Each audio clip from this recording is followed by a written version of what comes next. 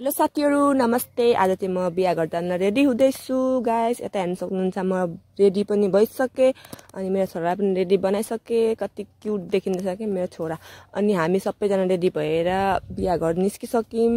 यता हेर्न सक्नुहुन्छ गर्मी पनि धेरै थियो। सो फाइनली हामी बिहा घर पनि आइसक्यौं। बिहा घर आएर म चाहिँ भित्र छिरेर भिडियो खिच्न थालिहाले। सो यता हेर्न सक्नुहुन्छ बेहुलाले सिन्दुर पनि हाल्ने बेला भइसकेछ। यता हाल्दै हुनुहुन्छ बेहुलाले। सो यता छोरा चाहिँ साथी भेटेर खेल्न थालिहाल्यो। गर्मी पनि धेरै थियो, सबैजना भिड हुनुहुन्थ्यो अनि म चाहिँ साइडमा बसेर भिडियो खिच्न थाले।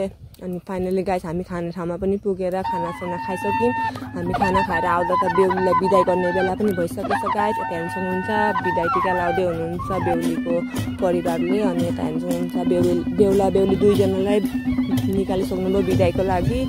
अनि बिदाई गर्नु हुँदैछ, बिदाईको नियमहरू। सो यता दही पनि खुवाउँदै हुनुहुन्छ अनि यता बाजाहरू पनि बजाउँदै हुनुहुन्थ्यो। सो आजलाई यति नै, बाबा।